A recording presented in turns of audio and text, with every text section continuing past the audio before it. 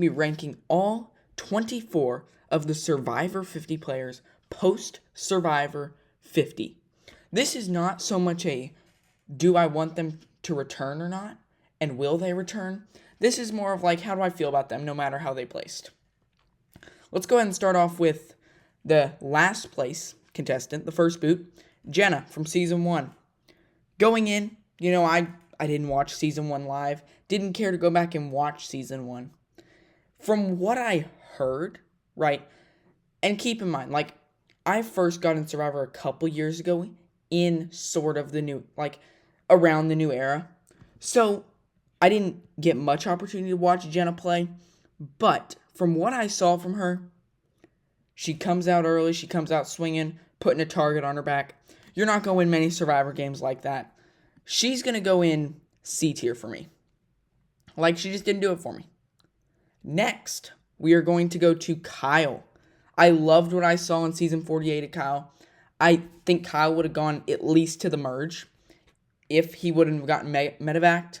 So overall for Kyle, I think that he's going to go in A tier. He's a very likable guy, and he's good on TV.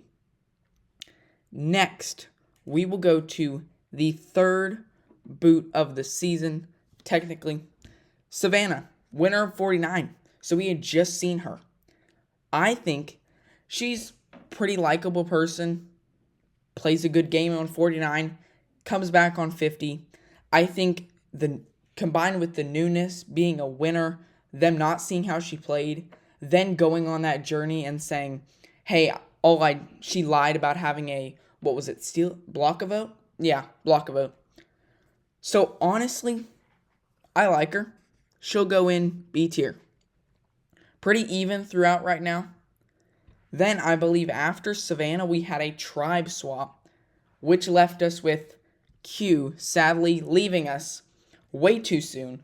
We all know Q is great on TV. He's so fun to watch, causes chaos, makes the game very interesting. Q's going to go in S tier. I love myself some Q. Then after Q, we started going off of these David and Goliath people. Mike White went home next. Honestly, he didn't bring that much to this season, but he still was a factor. I think the way that he played that, I think Christian played the On a Tribe with the David and Goliath 3 way too bad. Like, if he could have stuck with them, maybe that helps Christian go farther in the merge. Overall, with Mike, though, we didn't get too many, good moments for Mike. He was on that Kahlo tribe to start, which didn't get much screen time. So, overall, Mike, he's going to go in C tier. But he's right above. Well, he'll go in C tier. Yeah. Next, who went home after Mike? Was it... Oh, why am I blanking here? I think because this was... And then we had the double boot, which was, I believe... Which one went home first, Charlie or Angelina? I think it was Charlie. Yeah, we'll go with Charlie. So Charlie went home next. Or was it Angelina? I don't know. Charlie, loved watching him in 46. Felt like he was a huge pick to win in 50. Then I feel like most of the content we got from Charlie was just him talking about either his sort of rivalry with Rizzo or him and Maria. So there wasn't much to go off of, but still he's solid on TV, and I think if we could have gotten him more on our TV, maybe he attends a couple tribal councils, more pre-merge before he goes home, maybe he goes a little farther up on my rankings. I'm going to put him in B tier. Then after him, like I said, we got Angelina. I feel like coming into this season, Angelina was like, okay, she had all these funny moments in David vs. Goliath that they were showing constantly leading up to 50. Then we get to 50 and it's like, okay, where has Angelina been? And she gets one confessional an episode, sometimes 0. And we just didn't get that many funny moments. We did have her giving her jacket to Christian, I believe, at her last tribal council when she did get voted out. So that was pretty funny to watch. Overall, Angelina is still A tier based on what I saw in David vs. Goliath. Next, after this, we have the dreaded Blood Moon twist, where first it was Camilla, Colby, and Genevieve. We'll start with, who should we start with? Let's start with Camilla. Camilla, I really liked watching her in 48. I think her and Kyle was really fun to watch. In 50, again, she was on that Kylo tribe, so we didn't get much content from her. But she's still really fun to watch. I'd love to see her return. Camilla is going to solidly slot into the B tier. Next, we got Genevieve, a fan favorite. Genevieve, I mean, she was great in 47. If Rachel doesn't win that final 5 immunity, I think it's between Genevieve and Rachel for that win at the end of the season, if one of them doesn't go home at final 5. So overall, I think Genevieve on 50, if any other season she finds those 2 idols, she's set up great for the post-merge, and she is a huge threat to win this season. But I feel like she got cut short. Blood Moon, her and Aubrey rivalry is mainly what we saw from her. So overall, I think I'm going to put Genevieve in A tier. She's still really good TV to watch. Moving on to Colby. Had the foot injury, coming back from season 2 for the first time he played. We really saw him get a little angry and out of it on Heroes vs. Villains. So to see him come back on 50 and kind of be more laid back and happy was really cool to see. I felt like he really put on this father role to people like Rizzo and all the New Era people. And that was really cool, having someone like that on screen. Colby is going to go in B tier. I do not think he will play again, but if he does, I'll be pretty happy. Next, after Colby, this was the first member of our jury, D. D, I feel like what we saw in 45, she was a really good social player, strategically, good physical player. Obviously won that individual immunity on the Blood Moon. So I feel like D, she's really good TV. I think it was just announced that she's going to go on Big Brother. Maybe. Possibly. So, overall, I think she's pretty good. She's pretty funny. D will go in A tier. So far, Q is the only one in S tier. There we go. Next, we had... Who did we have? Oh, this was the double duos. So we had Coach and Chrissy go home. Overall, Chrissy... I didn't watch season 35 because, again, I got in during, like, the 40s. So, honestly, we didn't see much from her. What we did see. And then her on the jury, it's just like she was defending the honor and integrity people in Joe and Jonathan. So, she's going to go in D tier. Right? Like, I just didn't see enough. Or, wait. Yeah, she'll go in C tier. Okay, moving on to Coach. I mean, Coach is a good character. He is the Q of the old era. Not quite as chaotic, but he's a character like Q. And so I think that I could easily put him in A tier, but like, that episode where he was like, guys, I want this many votes on D, you, vote for D, and then he's over here like, you, vote for Tiff. I'm like, are we that controlling? And then even Rizzo's like, we slay dragons at tribal. We don't slay dragons at camp. And so he is going to go in B tier. Next, after that, we have Christian going out at final 11, I believe, right? 1, 2, 3, 4, 5, 6, 7, 8, 9, 10, 11. Yes. Perfect. Christian, he obviously got a lot of content going to almost every tribal council in the pre-merge.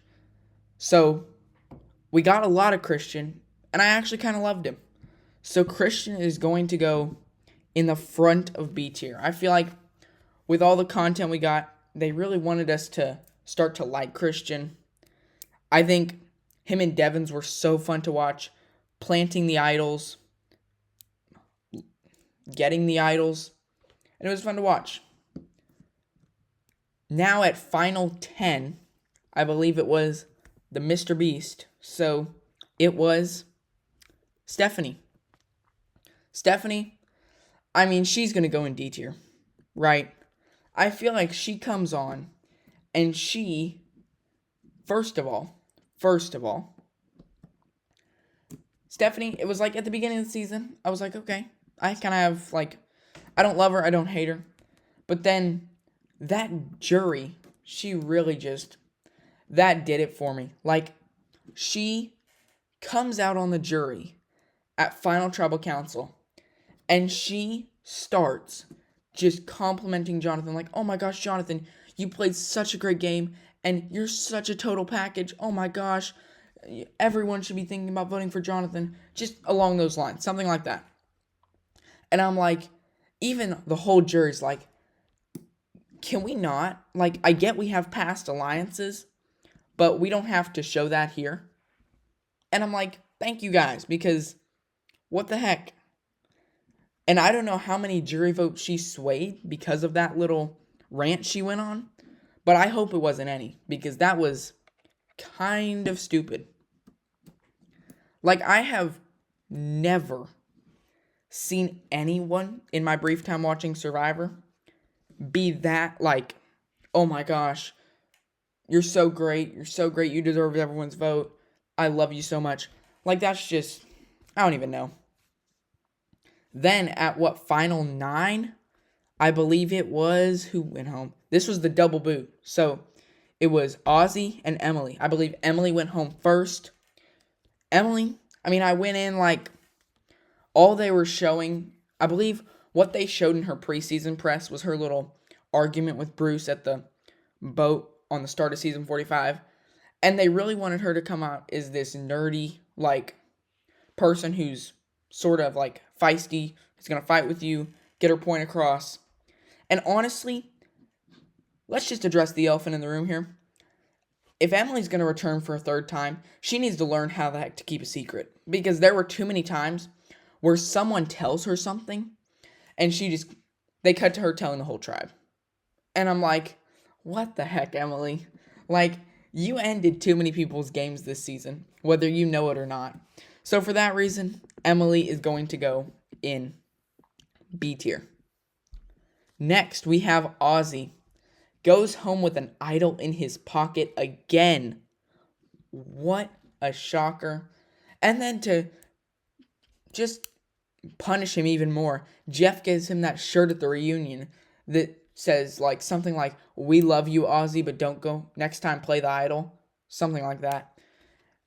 And overall, again, we got lots of content from Ozzy since he went to a lot of tribal councils pre-merge. But I do think that Cirie kind of carried his game. And overall, like, I honestly, if you gave me the choice of some of these people in B tier and Ozzy, I'd take some of these people. So I'm going to put him in B tier. But just know that, like, this front half of B tier, all the way up to, like, Colby, I think I'd take over Ozzy. Moving on to final 7, where Rick Devens went home. They need to have Rick Devens on for a third time. Oh my gosh. But they need to have him on for a third time, because this man has such good television. Whether he's not even finding idols like he was in Edge of Extinction, I mean, this man just knows how to make the audience feel entertained. And he plays to the jury. So, like, in Edge of Extinction, if you haven't seen it, there are multiple times where he'll either look over at the jury when he plays an idol or something like that, or has people play a fake idol, or he'll, like, turn to the jury and start speaking. And that's what's going to win you Survivor, when the jury loves you. And that's obviously what you have to do. Now, you don't want to do what Ozzy did, is lay your whole game out to the jury and sort of like plead for their vote, like say, hey, I played this great game. But what he does is he subtly tells the jury as the season goes on, and he, like, hey, I'm this great person, and like I do all these great moves, and then he backs it up with, his moves at Tribal. And he just plants those big moves, or sort of big moves, throughout the season. That way he's such a big threat. And I think that's what took him out here. But it's just so entertaining to watch Rick Devens on my television. And that's why he is going in S tier. Moving on to Final 6. Fan favorite, Cirie Fields went home. She did win the fan favorite award. Is she my favorite? Yeah, I'd say so. I think Cirie, she's good. Lots of times, she plays this under the radar game where everyone says in postseason press, we all loved Cirie. And you'll hear it in confessionals too. Like, it seems like she just aligns with everyone. And that's good. Like, or she makes everyone feel like they're aligned with her. And that's good. Like, there was one point where she was on Exile Island, and she came back, and she completely swayed the votes. And everyone was like, Cirie, who should we vote for? And she's like, guys, we're voting for, I think it was, what did she say? Coach and Chrissy? Or did she say Devens and Aubrey? I don't know. But overall, Cirie is going to go in A tier. Okay, moving on to Tiff. Tiff, I mean, she really gave us some good content. It seemed like every week she was angry, though. Like, she was angry with Coach. She was angry with Jonathan. She was angry with, I mean, who else was she angry with? Pretty much it was Coach, Jonathan, the whole season. Especially Jonathan. Especially since he went to Final 3. And she played with him the whole game. Not played with him, but played against him the whole game when she was there. They started out on the same Kahlo tribe, got swapped. He went to the Seal tribe. She stayed on Kahlo. So pretty much the whole season. But I do think that Tiff will probably get asked back. I think she's good. I think she really showed us that she belongs and she can consistently make deep runs on Survivor. She didn't necessarily make a deep run on 46, but she still made a pretty good run. So overall, Tiff is going to go in the B tier. Moving on to 4th place, Rizzo loses in Fire again after a strong run, losing in Fire on 49 just one season prior. Rizzo, I feel like he's the Gen Z representation of Survivor. Like, Survivor wants us to say, when you think Gen Z Survivor player, you think Rizzo. And I think that Rizzo may just be the face of the new era. And so, I think he will 100% get called back to play a third time. I think he may be Jeff's replacement. I know a lot of people have said, hey, what if Jeff replaces himself with Rizzo? Because ultimately, Jeff is going to hang it up at some point. And I think right now, Rizzo shows enough potential and just good quality content on screen to be Jeff's eventual replacement. Rizzo goes in A tier. Moving on to the final 3. Let's just start it off. Joe goes in D tier. Joe goes in F tier. I mean, the man is, I won't lie to you. I won't backstab you. I won't blindside you. I won't play Survivor. I'll just be dragged to the end. And I may win a bunch of challenges, but guess what? I'm not going to do anything. I'm basically just going to sit here and have you guys babysit me so that you can carry me to Final 3. I don't know how. I think 3rd place gets paid like $80,000 or something. So that's a pretty good strategy. But doesn't he ever want the million? Like, his game on 48, it like annoyed me. But at the same time, his game on 50 might have been worse. It's like everyone was like, oh, we got to start a Joe-tation. Who's going to babysit Joe today? Oh my gosh, what the heck? Who's got Joe? And it's like, okay. Like, I doubt he'll be. I mean, production probably loves him. So they'll probably invite him back for a third time. But what the heck? And I think Devin said it best. It's like, what are you doing? You're here to play Survivor. You're meant to lie and backstab. And then Devin's even went as far as to say, like, that's like going on a football field and saying, like, I don't hit people. Like, what the heck? Moving on to 2nd place, Jonathan. Jonathan was like, he was this guy on season 42 who everyone just perceived as this big challenge beast, who basically like a Joe. And he came back and he actually elevated his game to a much more complex game. He gave us good content on screen. Overall, not much to say about Jonathan. He will go in B tier. Moving on to the winner of Survivor 50, Aubrey Bracco, who I feel like Aubrey started off the season.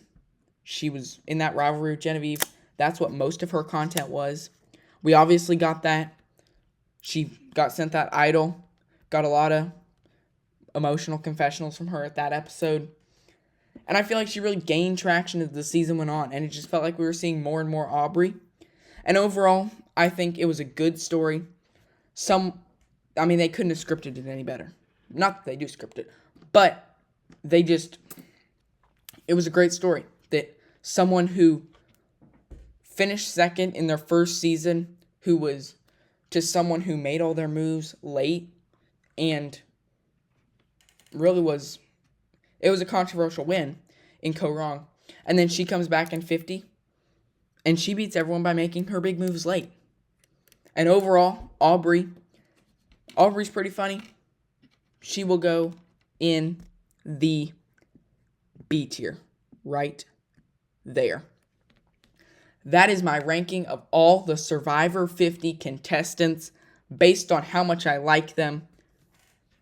That is all for this first video. Remember to like and subscribe, and I'll see you in the next video.